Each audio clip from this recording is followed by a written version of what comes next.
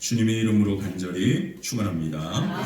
제가 오늘과 이제 다음 주에는 우리가 같이 함께 귀신 들린 자녀를 두었던 두 가정에 대한 이야기를 함께 살펴보게 되는데요. 오늘 인생의 깊은 고난 가운데 있는 한 가정이 오늘 본문에 나옵니다. 우리가 잘 아는 수로보니게 여인, 가나안 여인이라고도 하는 그 여인의 이야기입니다. 우리는 이 여인을 수로보니게 여인이라고 그렇게 알고 있습니다. 수로보니게라고 하는 것은 그 여인의 출생 지역을 의미합니다. 그 출생 지역이 바로 수로보니게라는 말이 시리아와 페니키아를 합쳐진 말로 사용되어 있습니다. 그래서 헬라인이었고 이방 여인이었다라는 사실을 우리에게 말해줍니다. 이 동일한 그러한 본문의 내용을 마태복음에도 다루고 있는데요. 이 마태복음에서는 이 여인을 가나안 여인이라 그렇게 표현하기도 합니다. 수로보니게 여인의 삶의 고난의 문제가 찾아왔는데요. 그 문제가 바로 25절에 나옵니다. 우리 마가복음 7장 25절을 한번 볼까요? 이에 더러운 귀신 들린 어린 딸을 둔 한 여자가 예수의 소문을 듣고 곧 와서 그 발 아래 엎드리니. 이 여인의 인생의 문제가 고난이 무엇입니까? 바로 그 어린 딸이 뭐에 들렸다고요? 귀신에 들렸다라고 성경은 말해주고 있습니다. 여러분 혹시 귀신 들린 사람을 보신 경험이 있으신가요? 있으세요? 정말 귀한 경험입니다. 귀신 들린 사람을 보는 것이 그렇게 쉽지 않은데 이 성경에서 표현한 이 말의 뜻이 뭐냐면 그의 마음과 그의 생각이 귀신의 지배 속에 있다라는 뜻이거든요. 그래서 우리가 이런 삶을 살아가면서 이런 사람을 만나는 것이 그렇게 쉽지는 않습니다. 근데 오늘 성경은 이 여인의 가정에 어린 딸이 있었는데 그 딸이 어려서부터 이제 말을 하게 되고 그렇게 성장하는 과정 속에서 옆에 있는 아이들과는 다르다라는 것을 깨닫게 됐겠죠. 그리고 점점점 성장하면서 이 아이가 온전하지 못하다는 것을 느끼게 되는 그러한 문제가 이 가정 가운데 찾아온 겁니다. 우리는 이 귀신 들린 사람의 이야기를 우리가 경험을 통하여 볼 수는 없지만 성경에 보면 이 귀신 들린 사람의 이야기들을 많이 이렇게 기록해 주고 있습니다. 그 중에 한 사람이 바로 거라사라고 하는 곳에 군대 귀신 들린 사람의 이야기를 우리는 알고 있습니다. 누가복음 8장에 보면요, 이 귀신 들린 사람의 이 모습을 성경은 이렇게 묘사하고 있는데요. 누가복음 8장 27절 한번 읽어볼까요? 27절입니다. 예수께서 육지에 내리사 그 도시 사람으로서 귀신 들린 자 하나가 예수를 만나니 그 사람은 오래 옷을 입지 아니하며 집에 거하지도 아니하고 무덤 사이에 거하는 자라. 어떤 사람이라고요? 옷도 입지 않고 집에 거하지도 않고 어디에 있습니까? 무덤 사이에 있는 사람이라. 그렇게 군대 귀신 들린 사람의 모습을 이야기합니다. 29절에 보면 또 이런 말로 이야기하고 있는데 한번 볼까요? 이는 예수께서 이미 들어온 귀신을 명하사 그 사람에게서 나오라 하셨습니다. 귀신이 가끔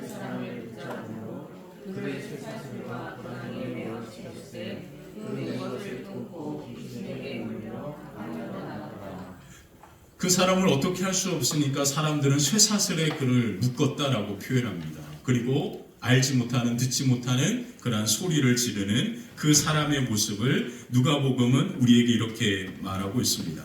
눈에 넣어도 아프지 않는 딸이 온전하지 못하고 귀신에 들렸습니다.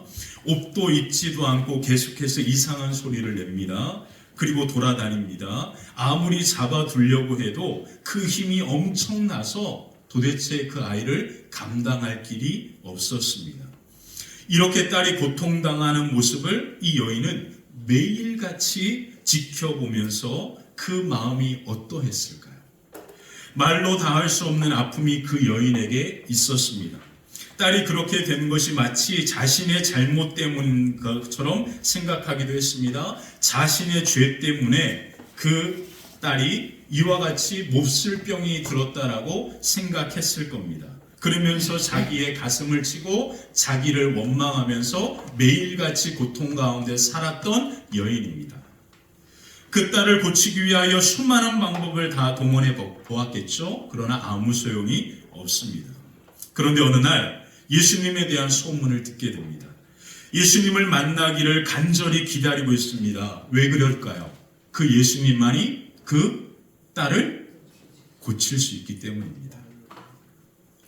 예수님만이 그 딸을 고칠 수 있기 때문에 그 예수님을 간절히 기다립니다. 그리고 예수님을 그렇게 고칠 수 있다라고 하는 사실을 믿음으로 고백하면서 예수님이 하루라도 빨리 자기의 마을로 오기를 기다리고 있었습니다. 그때 예수님이 그곳에 오신 겁니다. 예수님이 그곳에 오자 25절에 보니까 그 여인이 얼마나 간절히 기다렸는지를 마가는 이렇게 기록하고 있습니다. 25절이요. 이에 더러운 귀신 들린 어린 딸을 둔 한 여자가 예수의 소문을 듣고 곧 와서 그 발 아래에 엎드리니 예수의 소문을 듣고 예수님을 간절히 기다립니다. 그리고 예수님이 오신다라는 이야기를 듣고 누구보다 빨리 누구에게 달려갑니까? 예수님께 달려가죠. 그리고 누구보다 빨리 예수님의 발 앞에 엎드립니다. 왜 이 여인이 이와 같이 할까요? 그 이유는 무엇입니까? 그 어린 딸을 고치기 위함입니다. 단 하나의 이유 때문입니다. 자, 그러므로 고난은요, 그 여인으로 하여금 예수님께 나아가게 합니다. 고난은 그 여인을 예수님을 찾아가 만나게 했습니다. 고난은 그 여인을 예수님의 발 앞에 엎드리게 했습니다. 그러므로 하나님께서 사랑하는 자녀인 우리에게 고난을 주시는 이유가 분명합니다. 그 이유는 무엇입니까? 고난은 우리로 하여금 예수님께 하나님께 나아가게 합니다. 고난은 우리로 하여금 하나님을 찾게 하고 예수님을 찾게 합니다. 고난은 우리로 하여금 하나님 앞에 엎드리게 한다. 그래서 하나님은 우리에게 하나님의 사랑하는 자녀인 우리에게 고난을 허용하는 겁니다. 이해할 수 없습니다. 고난은 우리로 하여금 하나님 앞에 기도하게 하죠. 하나님을 간절히 찾게 합니다. 그리고 예수님 앞에 엎드리게 합니다. 그러나 고난 중에 기도하는 것은 정말로 어렵습니다. 왜요? 이해할 수 없거든요. 혹시 오늘 인생에 깊은 말할 수 없는 고난 가운데 계신 분 계십니까?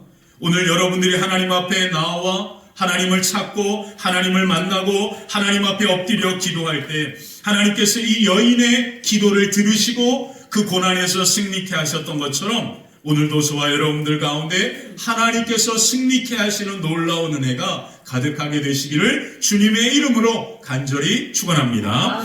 오늘 말씀을 통해서 수로보니게 여인을 통해 예수님을 만나 고난 가운데 놀라운 승리를 이루는 모습이 무엇인지 함께 살펴보겠습니다. 자, 첫 번째, 고난이 우리에게 분명한 믿음의 고백을 하게 합니다. 고난은 우리로 하여금 분명한 믿음의 고백을 합니다. 고난이 하나님과 예수님에 대한 분명한 믿음을 가지게 하는데요. 마가복음은 수로보니게 여인의 간절한 기도를 기록해 주지 않습니다. 이 기도는 마태복음에 나옵니다. 마태복음에 보면 이 여인이 예수님의 발 앞에 엎드려서 어떻게 간절히 기도했는지를 기록합니다. 우리 마태복음 15장 22절을 한번 볼까요? 함께 읽겠습니다. 가나안 여자 하나가 그 지경에서 나와서 소리질러 이르되 주 다윗의 자손이여 나를 불쌍히 여기소서 내 딸이 흉악하게 귀신 들렸나이다 하되. 아멘. 이 여인의 간절한 기도가 나옵니다. 주 다윗의 자손이여 나를 불쌍히 여겨 주십시오. 내 딸이 흉악하게 귀신에 들렸습니다. 이 여인의 기도에 아주 중요한 한 가지 사실이 등장합니다. 그것은 뭐냐면 예수님에 대한 믿음의 고백입니다. 예수님을 향하여 뭐라고 고백합니까? 주 다윗의 자손이라 고백하죠. 고난의 문제가 예수님을 찾게 했고요. 예수님을 기다리면서 예수님에 대한 갈망과 목마름이 있게 했습니다. 예수님을 만나는 순간 마음속에서 터져나오는 분명하고 명확한 믿음의 고백이 나옵니다. 뭐라고 고백합니까? 주 다윗의 자손이에요. 그러므로 고난의 가장 큰 유익이 우리에게 무엇이냐면 그 첫 번째가 바로 고난은 우리로 하여금 예수님을 찾고 예수님을 만나게 하고 예수님에 대한 분명한 믿음의 고백을 하게 합니다. 주 다윗의 자손이요. 여인은 예수님을 향하여 주 다윗의 자손이여 라고 고백합니다. 주 다윗의 자손이여 라고 하는 것은 예수님께서 다시 오실 메시아 그리스도임을 고백하는 겁니다. 이게 바로 마태복음 16장에 베드로가 예수님께 한 고백입니다. 주는 그리스도시요 살아계신 하나님의 아들입니다. 예수님은 이 베드로의 고백을 들으시고 천국의 열쇠를 그에게 주시면서 음부의 권세가 이 교회를 무너뜨리지 못할 것이다 라고 축복하셨습니다. 네가 땅에서 매면 하늘에서도 매일 것이고 땅에서 풀면 하늘에서도 풀릴 것이다. 너의 기도가 반드시 응답될 것이다. 이게 바로 이 고백 가운데 주셨던 베드로에게 주셨던 축복입니다. 이 고백을 지금 가나안 여인, 수르보르게 여인, 이방 여인이 하고 있는 겁니다. 왜 이 고백을 하게 됐습니까? 고난이 이 여인으로 하여금 이와 같은 고백을 하게 한 겁니다. 자, 그렇게 엄청난 믿음의 고백을 하면서 내 딸을 불쌍히 여겨달라고 간절히 예수님 앞에 기도합니다. 그런데 더 놀라운 일이 일어납니다. 그 놀라운 일이 뭔지 아세요?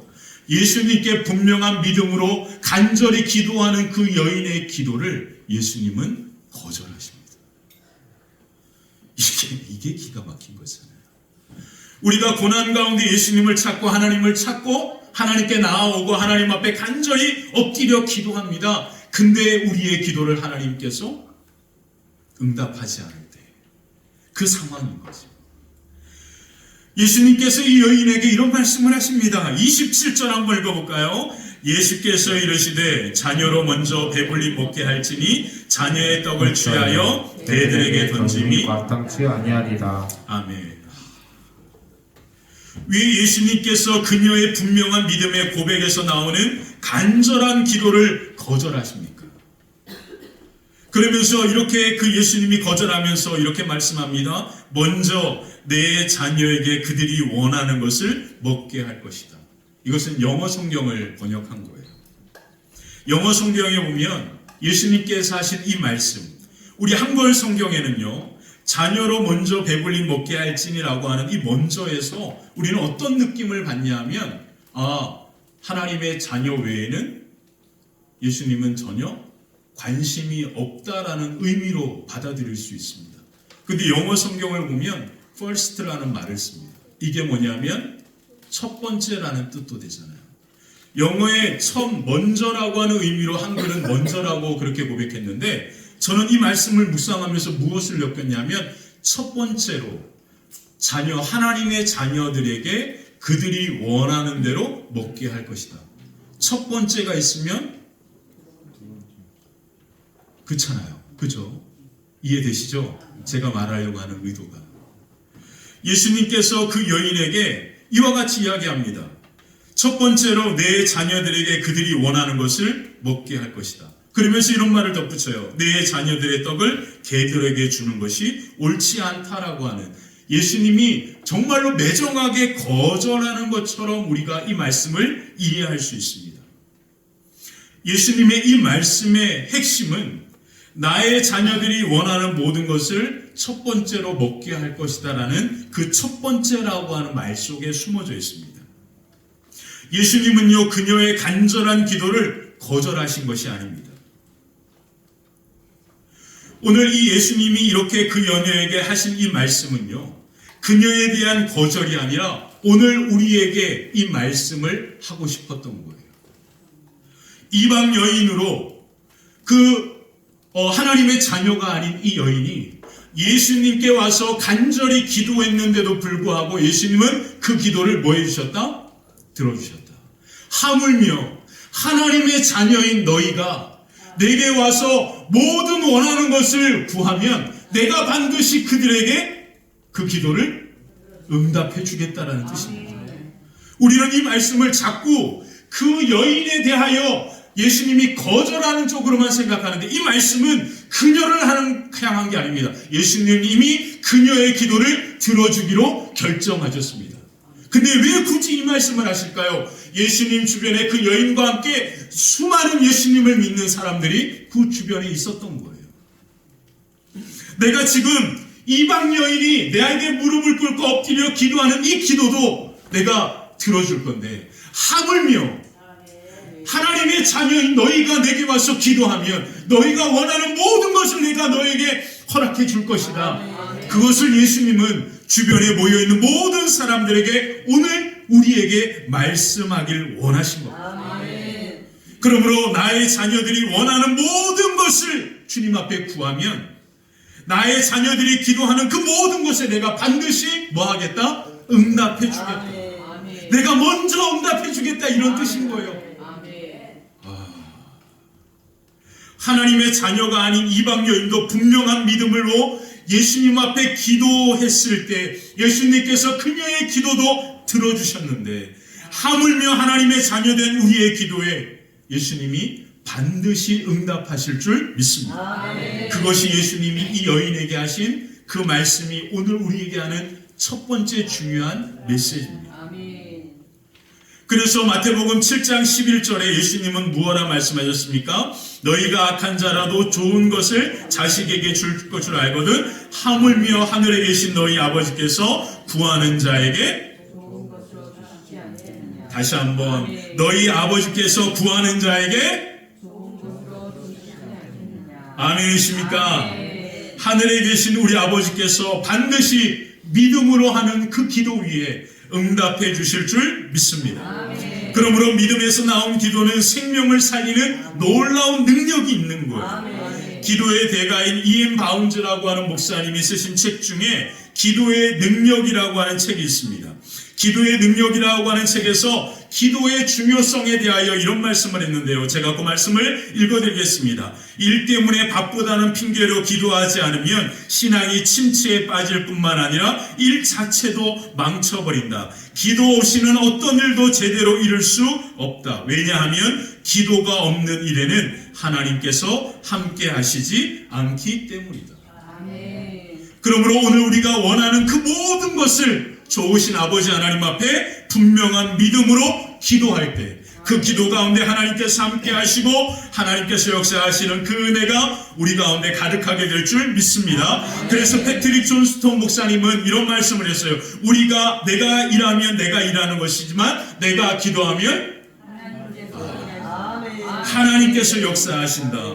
오늘 우리가 믿음으로 기도하면 하물며 이방 여인도 기도하는 것을 내가 그 믿음으로 기도하는 것을 응답해 주는데, 하물며 나의 자녀들이 그들이 원하는 것을 가지고 하나님 앞에 기도했을 때 반드시 내가 그들에게 허락해 줄 것이다 라고 하신 이 말씀대로 오늘 우리가 하나님 앞에 기도하는 그 모든 것들을 위해 하나님께서 함께 하시고 생명이 살아나는 놀라운 역사가 가득하게 될 줄 믿습니다. 자, 두 번째, 고난 앞에 흔들리지 않는 믿음을 보여줍니다. 고난은요, 그 여인으로 하여금 분명한 믿음을 보여주었고요. 두 번째, 고난 앞에 흔들리지 않는 믿음을 보여줍니다. 여인이여 예수님을 따라오면서 자신을 불쌍히 여겨달라고 외칩니다. 그러나 예수님은요, 모질게 그녀의 간절한 요청을 한마디로 거절하시는 것 같습니다. 자, 다시 한번 27절을 읽어볼까요? 27절입니다. 함께 읽겠습니다. 예수께서 이르시되 자녀로 먼저 배불리 먹게 할지니 자녀의 떡을 취하여 걔들에게 던지니 마땅치 아니하니라. 우리가 알고 있는 인자하심 예수님, 사랑 많은 예수님의 모습과는 조금 낯선 예수님의 모습을 발견하게 됩니다. 지금 이 여인은 그토록 간절히 기다렸던 예수님께 거절당하고 있습니다. 사랑하는 성도 여러분 누군가에게 거절 한번 당해보셨습니까? 저는 첫사랑이 있었거든요. 우리 와이프가 없으니까 첫사랑 얘기를 할 수 있어서 좋은데, 이거 녹음되죠? 큰일 났네. 제가 중3 때 첫사랑이 있었어요. 그래서 저희 때는 중학교 때 고등학교 가려면 공부를 해야 했거든요. 시험을 봐야 했어요. 그래서 시험을 봐서 고등학교를 가는 그 시기였습니다. 부천이 유명했잖아요. 저는 이제 공부를 워낙 못해가지고 잘하지 못해가지고 어머니가 늘 이제 힘들게 우유 배달하면서 과외를 시켜주셨는데, 그 과외가 그 과외하는 이제 가정집에서 선생님이 과외를 하는 집에 어머니가 하도 공부를 안 하니까 보내줬어요. 근데 그 과외하는 선생님 댁에 딱 갔더니 그 과외 시간에 저와 같이 함께 공부하는 여학생 2명이 있었습니다. 아, 할렐루야. 문을 열고 딱 들어갔는데 너무 이쁜 여학생 둘이 딱 앉아 있는 거예요. 너무 막 그냥 그 어린 마음이 가슴이 막 뛰더라고요. 너무 행복했습니다. 공부하는 게. 그래가지고 너무 열심히 다녔어요. 그렇게 공부하다가 이제 시험을 다 보고 그리고 이제 마지막 과외하는 그날 이제 마치고 시험 보러 가기 전날 그 여학생에게 제가 편지를 줬잖아요. 시험 끝나고 어디 롯데리아에서 만나자. 부천역에 옛날에 롯데리아 그런 게 있었거든요. 거기서 만나자 편지를 쓰고 그렇게 편지를 줬어요. 그래서 시험 끝나고 이제 기쁜 마음으로 그 다음날 이제 그 약속 장소로 갔죠. 3시간 기다려, 3시간. 제가 지금도 기억합니다. 그 거절당한 아픔. 거절당하는 거 쉽지 않습니다. 왜 전도가 어려운지 아십니까? 예수 믿으세요 하면 사람들이 그냥 휙 지나가면 이게 작은 거절감이거든요. 누군가에게 반갑게 웃으면서 인사하는데 그 사람이 그 인사를 받아주지 않으면 이것도 또 다른 거절감입니다. 근데 지금 이 여인은요, 정말로 간절한 인생의 고난의 문제 앞에 그 문제를 해결하기 위한 예수님께 찾아온 겁니다. 단 한 번의 기회밖에 없는 거잖아요. 근데 그 예수님께서 거절하는 겁니다.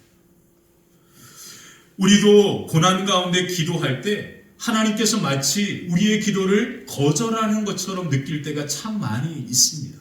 그게 우리의 신앙의 삶 속에 늘 경험하게 되는 거죠.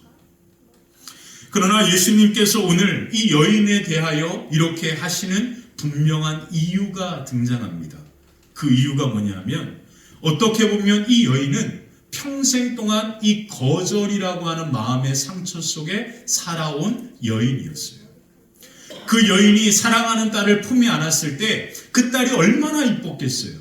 그리고 그 딸을 그렇게 키우는데 그 딸이 다른 아이들과 다른 겁니다. 그것을 느끼면서 이 여인은 가장 먼저 누구에게 거절당했다라고 경험합니까? 하나님께로부터 버림받았다, 거절당했다라는 느낌을 받게 됩니다. 이 귀신 들린 딸을 데리고 다닐 때마다 그 아이가 너무 아프고 상태가 좋지 않으니까 주변 사람들로부터 거절당합니다.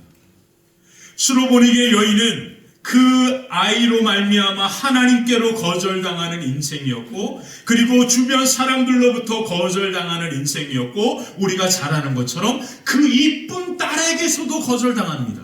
왜요? 감정을 교류할 수 없잖아요. 이게 얼마나 큰 비극입니까? 이 여인의 인생 자체가 거절당함 속에서 지금까지 그렇게 살아온 겁니다. 그리고 마지막 그토록 간절히 기다렸던 예수님마저 그녀를 거절합니다. 마지막 남은 자존심, 희망마저 무너지는 순간이 찾아왔습니다. 평생 마음속 깊이 숨어두었던 깊은 아픔의 거절감을 예수님이 지금 그 아픔을 직면하게 만드는 겁니다. 그리고 그 아픔을 들추어내는 겁니다. 사랑하는 성도 여러분, 우리의 삶에 참 묘한 게 있어요. 아픔과 상처는 언제 치료가 시작되냐면 그것을 인정할 때입니다. 놀랍죠? 알코올 중독자들이 가장 먼저 치료받는 그 프로그램에서 가장 먼저 그들이 인정하게 하는 게 뭐냐면 내가 알코올 중독자라는 것을 인정하게 하는 겁니다. 지금 예수님은요, 우리는 마치 예수님이 그녀를 거절하는 것처럼 보이지만 지금 예수님은 그녀의 마음의 깊은 아픔을 치료하는 과정 속에 있습니다. 그리고 그 아픔, 거절 가운데 그녀가 직면하게 만드는 거예요. 그리고 그 마음을 드러내는 겁니다. 자, 그러면서 그 여인이 그것을 이렇게 인정합니다. 28절 볼까요? 이런 말을 합니다. 28절 한번 읽어보겠습니다. 여자가 대답하여 이르되 주여 물소이다마는 상 아래 개들도 아이들이 먹던 부스러기를 먹나이다. 아멘. 지금 이 여인이 뭐라고 이야기합니까? 주님, 뭐라고요? 옳소. 네, 맞습니다. 저는 하나님께 거절받았고요. 그리고 사람들에게도 거절받았고요. 그리고 나의 사랑하는 딸에게서부터 거절당한 그러한 여인입니다. 저는 그렇게 하나님께 버림받고 사람들에게 버림받고 그리고 내 사랑하는 딸도 품으로 안지도 못하고 그 사랑을 교류할 수도 없는 버림받은 여자입니다. 그것이 이 여인의 고백입니다. 주님, 맞습니다. 맞습니다. 저는 개보다 못한 인생이에요. 주님, 저는 개보다 못한 인생입니다. 이것을 다른 말로 표현하면 무슨 말인지 아십니까? 네, 주님, 저는 죄인입니다.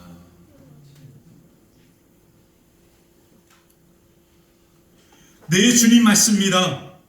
저는 그렇게 거절당하고 버림받은, 그렇게 정말로 이런 말은 성경에 나와 있으니까 합니다. 개보다 못한 그런 인생입니다. 근데 이 여인이 이렇게 고백하는 이 고백 속에 어떤 고백이 담겨 있는지 아십니까?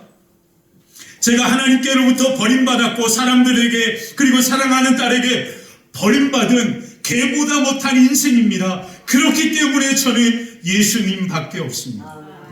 이겁니다. 그 여인의 고백을 예수님께서 들으시고 그래서 이런 말을 합니다. 29절 한번 읽어볼까요? 29절입니다. 예수께서 이르시되 이 말을 하였으니 돌아가라. 귀신이 내 딸에게서 나간리라 하시매. 아멘. 귀신 들린 딸을 낫게 한 그 고백이 무엇입니까? 그 고백은 바로 나는 죄인입니다. 예, 맞습니다. 저는 아무것도 아닙니다. 다른 말로 표현하면 예수님 없이는 아무것도 할 수 없습니다. 네, 그렇습니다. 그래서 저는 예수님밖에 없습니다. 저는 예수님 없이는 아무것도 할 수 없는 그런 모습입니다.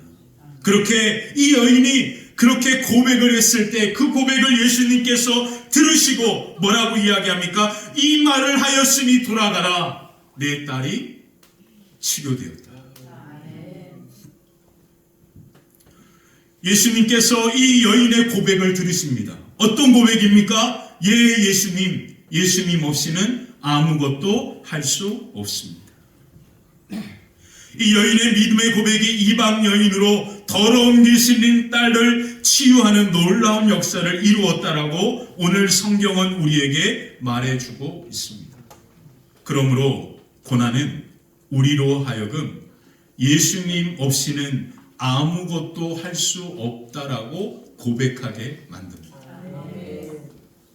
그래서 고난은 하나님께서 우리의 삶의 고난을 허용하시는 이유가 명확하게 드러나는 겁니다.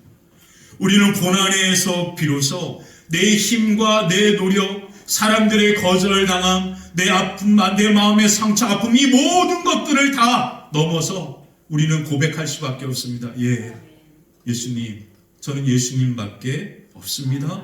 예수님 없이는 아무것도 할 수 없습니다.